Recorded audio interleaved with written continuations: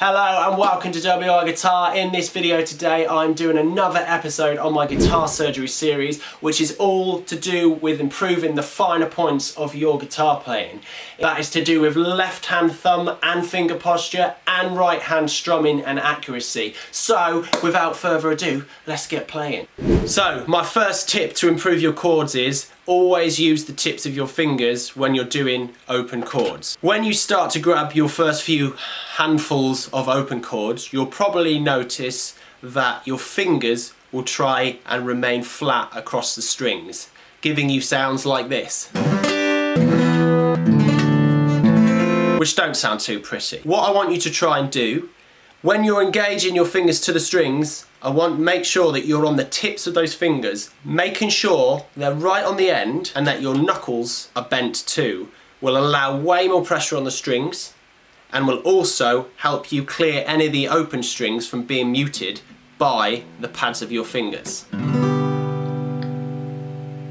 A second tip for you is very closely linked to the first one, and it's to do with finger posture. This is what I like to call arched fingers. Arched fingers are when we make sure that we're keeping very rounded C shapes like Lego man hands. So if you look down the length of my neck, you'll notice that my G chord is very rounded. My wrist is slightly pushed forward. If you have the opposite of that, and you're pulling your wrist back, you'll notice that your fingers will flatten and you'll be muting all of the open strings and some of the closed strings underneath.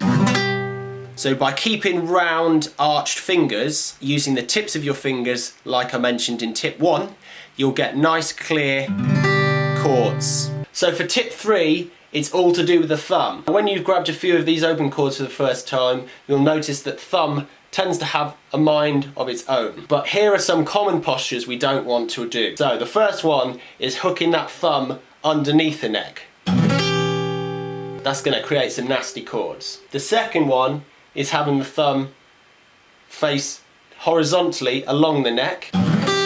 That's also going to create some nasty chords. The third one is the way that you want to have your thumb. I want you to have your thumb vertically so that the tip of the thumb is facing towards the ceiling.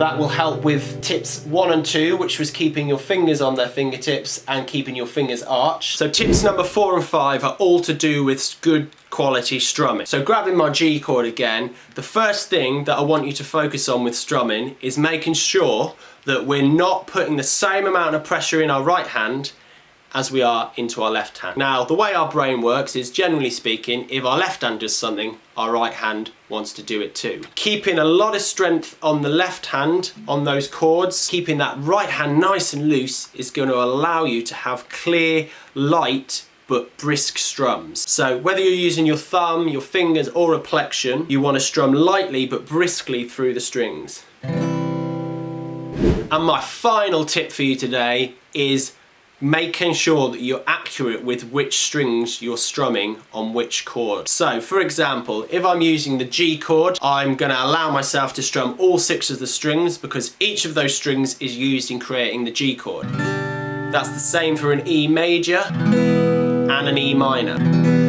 But when it comes to chords like your D major, your D minor, A major, your A minor, we have to make sure that we're not strumming any of the open chords that we don't want. So for a D major or D minor, for example, we would miss out the top 2 strings. Starting your thumb or plexion from the 3rd string down, which is a D, you're going to get a much brighter and clearer sound than involving these 2 lower strings. It's quite muddy. Same with an A major or an A minor. I'll do an A minor. You're going to miss out that low E string.